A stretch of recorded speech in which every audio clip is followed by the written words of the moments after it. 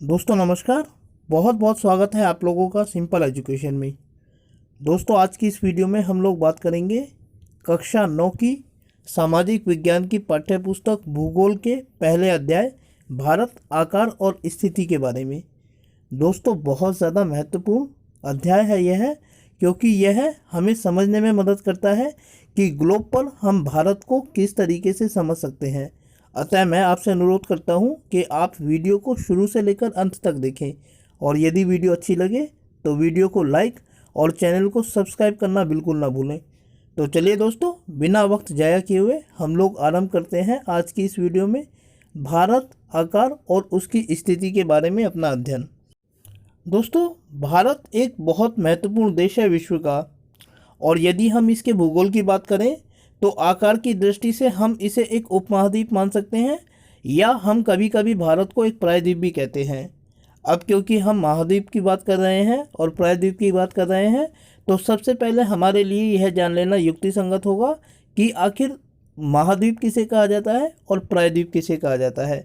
तो सबसे पहले हम देखेंगे दोस्तों कि महाद्वीप का मतलब क्या होता है। दोस्तों महाद्वीप का मतलब होता है एक ऐसा विशाल भूखंड जो चार ओर से पानी से घिरा हुआ होता है, समुद्र से घिरा हुआ होता है। इस विशाल भूखंड पर एक साथ अनेक देश स्थित होते हैं, और सभी देशों की जलवायु जो एक महाद्वीप पर स्थित होते हैं उनकी जलवायु लगभग एक जैसी होती है। हमारी दुनिया में विश्व में 7 महाद्वीप हैं, और इनके नाम हैं एशिया, अफ्रीका, यूरोप, दक्षिण अमेरिका, उत्तर अमेरिका, अटलांटिक तथा ऑस्ट्रेलिया। हमारा देश जो भारत है वो एशिया महाद्वीप का हिस्सा है। दोस्तों ये एक ग्लोब का चित्र है जो पाठ्य पुस्तक में पेज नंबर 3 पर दिया गया है। इस चित्र में हम लोग विश्व के 7 महाद्वीपों को देख सकते हैं। एशिया को आप देख सकते हैं, जामुनी कलर में है।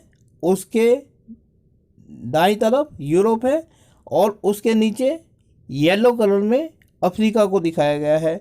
इसके अलावा नीचे की तरफ बिल्कुल नीचे अंटार्कटिका को आप देख सकते हैं, जिसे ग्रे कलर में दिखाया गया है, और बाएं हाथ पर जामुनी कलर में आप ऑस्ट्रेलिया को देख सकते हैं। इसके अलावा दाएं हाथ पर आप दक्षिण अमेरिका और उत्तर अमेरिका को देख सकते हैं। ये दुनिया के 7 महाद्वीप हैं जो ग्लोब में हमें साफ दिखाई दे रहे हैं।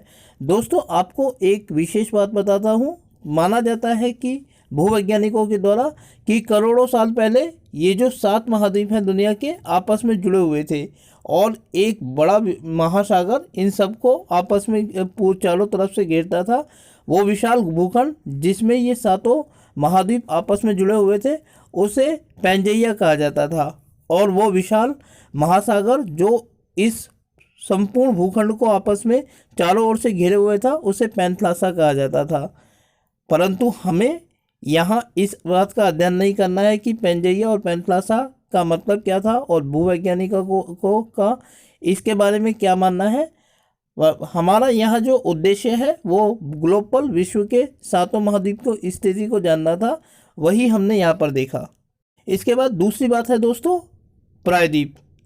प्रायद्वीप से अभिप्राय उस भूखंड से होता है दोस्तों जो 3 ओर से समुद्र से या पानी से घिरा हुआ होता है। और यदि हम इस दृष्टि से अपने भारत को देखें तो भारत भी एक प्रायद्वीप है, क्योंकि यह 3 तरफ से समुद्र से या समुद्र की जलराशि से घिरा हुआ है। इसके दक्षिण में हिंद महासागर है, दक्षिण पूर्व में बंगाल की खाड़ी है, और दक्षिण पश्चिम में अरब महासागर है। इस प्रकार ये 3 ओर से जलराशि से घिरा हुआ है, इसीलिए हम इसे भारत को एक प्रायद्वीप मानते हैं।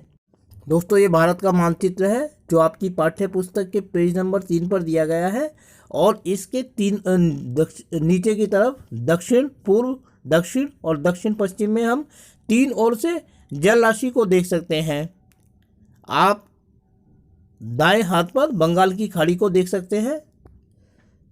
यहाँ ये बंगाल की खाड़ी भारत को दाएं हाथ से बंगाल के नीचे की तरफ पड़ती है, और इसके अलावा अगर हम बाएं हाथ पर चलें तो अरब महासागर है। ये भी भारत को दक्षिण पश्चिम से समुद्र से घिरे हुए है। इसके अलावा दक्षिण में हम हिंद महासागर को देख सकते हैं। ये हिंद महासागर है जो बिल्कुल दक्षिण में भारत को घेरे हुए है। इन तीनों ही दिशाओं से भारत, क्योंकि तीन तरफ से समुद्र से घिरा हुआ है, इसीलिए हम भारत को एक प्रायद्वीप मानते हैं। चलिए दोस्तों आगे बढ़ते हैं और देखते हैं भारत की स्थिति। दोस्तों, यदि हम अपनी पृथ्वी को दो बराबर भागों में बांटें तो भूमध्य रेखा भारत को दो बराबर भागों में विभाजित करती है। इस प्रकार जो स्थिति हमारे सामने उभर कर आती है वो ऊपरी हिस्से को उत्तरी गोलार्ध कहा जाता है और निचले हिस्से को दक्षिणी गोलार्ध कहा जाता है।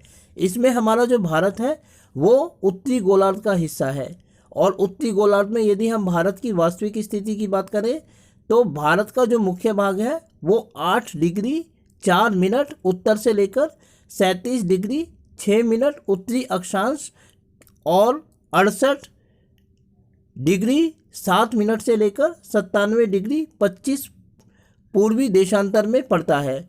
और कर्क रेखा भारत के 23 डिग्री 30 मिनट उत्तर से देश को लगभग दो बराबर भागों में बांटती हुई आगे गुजरती है। इसके अलावा भारत के पास अपने दो द्वीप समूह भी हैं। दक्षिण पूर्व में बंगाल की खाड़ी में अंडमान निकोबार द्वीप समूह है और दक्षिण पश्चिम में अरब महासागर में लक्षद्वीप है। दोस्तों, अभी एक मानचित्र के माध्यम से हम इस बात को समझने की कोशिश करेंगे कि अक्षांश और देशांतर का मतलब क्या है और अंडमान और निकोबार द्वीप समूह और लक्षद्वीप को हम कैसे समझ सकते हैं भारतीय मानचित्र में।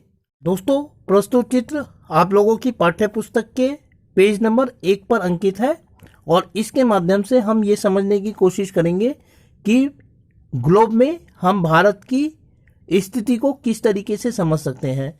दोस्तों, यदि हम ये मानते हैं कि ये पृथ्वी है तो ये भूमध्य रेखा है जो 0 डिग्री अक्षांश है और देशांतर भी है। ये हमारी पृथ्वी को दो बराबर भागों में बांटती है। इसको जब हम भूमध्य रेखा से ऊपर की तरफ जाते हैं तो इसको उत्तरी गोलार्ध कहा जाता है, इसको दक्षिणी गोलार्ध कहा जाता है। इसके अलावा जो ये हिस्सा है, ये वाला 0 डिग्री अक्षांश से यानी कि उत्तर की तरफ बढ़ते हुए या दक्षिण की तरफ बढ़ते हुए जब हम रेखाओं की बात करते हैं तो ये अर्धवृत्तीय रेखाएं हैं जिनको अक्षांश कहा जाता है। जबकि ये जो 0 डिग्री है इससे हम जब पूर्व की तरफ बढ़ते हैं या पश्चिम की तरफ बढ़ते हैं तो इनको देशांतर कहा जाता है। देशांतर किसी देश के लिए ग्लोब पर उसके समय को निर्धारित करने में महत्वपूर्ण भूमिका निभाता है। अब अगर हम भारत की बात करें दोस्तों तो भारत हमारा यहाँ स्थित है और ये अब एशिया महाद्वीप का हिस्सा है। इसकी जो वास्तविक स्थिति है हम देखते हैं कि ये 68.60 डिग्री पूर्व से इस तरफ 97 डिग्री 25 मिनट पूर्व में पड़ता है। अर्थात भारत की जो वास्तविक स्थिति है वो इस तरीके से पूर्व में पड़ती है। और जबकि यदि हम इसके देशांतर की बात करें, इसके अक्षांश की बात करें तो ये 8 डिग्री 4 मिनट से लेकर 37 डिग्री 6 मिनट के बीच पड़ता है इस तरफ। इस प्रकार भूगोल ग्लोब पर हम भारत की स्थिति को समझ सकते हैं कि हमारी पृथ्वी पर जो भारत है हमारा वो कहाँ स्थित है। दोस्तों, प्रस्तुत चित्र जो है वो आपकी पाठ्य पुस्तक के पृष्ठ नंबर 5 पर दिया गया है और इसमें हम अंडमान निकोबार द्वीप समूह और लक्षद्वीप को समझने का प्रयास करेंगे। दोस्तों, ये भारत की दक्षिण पूर्व पश्चिम दिशा है और ये जो छोटे छोटे बिंदु आप देख सकते हैं ये लक्षद्वीप को अंकित करते हैं। जबकि दक्षिण पूर्व में आप इन छोटे छोटे बिंदुओं को देख सकते हैं, द्वीप समूहों को, इन्हें अंडमान निकोबार द्वीप समूह कहा जाता है। दोस्तों, आजादी से पहले इनके ऊपर जापान का अधिकार था, लेकिन नेताजी सुभाष चंद्र बोस को जापान ने ये दोनों ही द्वीप समूह सुपुर्द कर दिए थे और तब से लेकर अब तक ये भारतीय उपमहाद्वीप का हिस्सा है। अब दोस्तों, यदि हम भारत के आकार की बात करें तो भारत आकार में एक विशाल देश है और इसका जो कुल क्षेत्रफल है वो लगभग 32.8 लाख वर्ग किलोमीटर के बराबर है। और आकार की दृष्टि से ये विश्व का 7वां बड़ा देश माना जाता है, जबकि जनसंख्या की दृष्टि से यह विश्व का दूसरा बड़ा देश है, क्योंकि जनसंख्या की दृष्टि से जो हमारा पड़ोसी देश है चीन, वो पहले नंबर पर आता है। उसके बाद दूसरे नंबर पर भारत जनसंख्या की दृष्टि से विश्व का दूसरा बड़ा देश है। इसकी यदि कुल स्थल सीमा रेखा की बात की जाए तो ये 15,200 किलोमीटर है, और समुद्री तटरेखा की बात की जाए इसकी तो लक्षद्वीप और अंडमान निकोबार द्वीप समूह सहित इसकी जो समुद्री तटरेखा है वो 7,516.6 किलोमीटर के बराबर है। इसके अलावा जो हमारा भारत है वो 3 ओर से समुद्र से घिरा हुआ है, और इसके उत्तर में अर्थात जम्मू कश्मीर से ऊपर की तरफ नवीन वलित हिमालय पर्वत स्थित है, और उत्तर से लेकर दक्षिण में जब हम बढ़ते हैं, उत्तर से नीचे की तरफ उतरने पर पूर्व से लेकर पश्चिम तक इसका आकार चौड़ा है, जबकि जैसे जैसे हम हिंद महासागर की तरफ बढ़ते जाते हैं वैसे वैसे इसका जो आकार है वह संकरा होता चला जाता है। दोस्तों, क्योंकि हमारा जो देश भारत है वो उत्तर में बहुत चौड़ा है, जबकि दक्षिण में आते आते यह है संकरा होने लगता है, इसीलिए गुजरात में जहां इसका पश्चिमतम बिंदु है और पूर्व में अरुणाचल प्रदेश में जहां इसका पूर्वी बिंदु है, वहां लगभग 30 डिग्री का अक्षांश का अंतर पाया जाता है। और इसी कारण इन दोनों बिंदुओं के बीच अर्थात गुजरात में पश्चिमतम हिस्सा बिंदु और पूर्व में पूर्वोत्तर बिंदु के बीच 2 घंटों का अंतराल पाया जाता है सूर्योदय के बीच। 82.30 मिनट पूर्वी देशांतर को भारत का मुख्य मानक याम्योत्तर माना गया है, और इसी से भारत का समय निर्धारित होता है। यह ग्रीनिच जहां ब्रिटिश प्रयोगशाला स्थित है वहां उसके समय से 5.5 घंटे आगे चलता है, अर्थात जब इंग्लैंड में दोपहर के 12 बजे होते हैं तब जाकर भारत में शाम के 5:30 बजे होते हैं।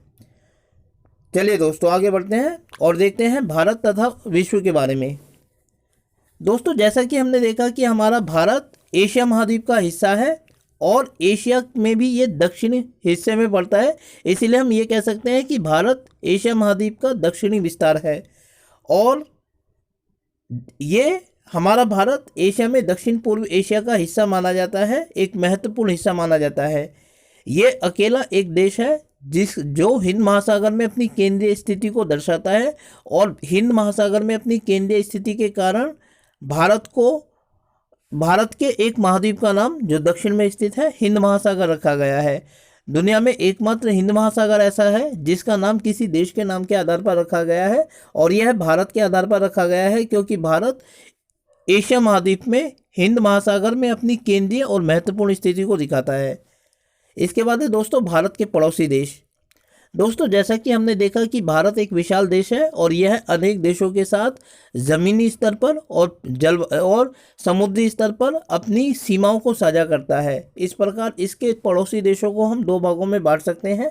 एक तरफ वो देश हैं जिनके साथ भारत अपनी तटीय जमीनी रेखा यानी कि लैंड बाउंड्रीज शेयर करता है, और दूसरे वो देश हैं जिनके साथ भारत समुद्री मार्ग से या जल मार्ग से जुड़ा हुआ है। इनमें यदि स्थल मार्ग की बात की जाए दोस्तों, तो स्थल मार्ग में उत्तर पश्चिम में भारत पाकिस्तान के साथ और अफगानिस्तान के साथ, उत्तर में चीन या तिब्बत के साथ और नेपाल तथा भूटान के साथ, तथा पूर्व में म्यांमार और बांग्लादेश से जुड़ा हुआ है।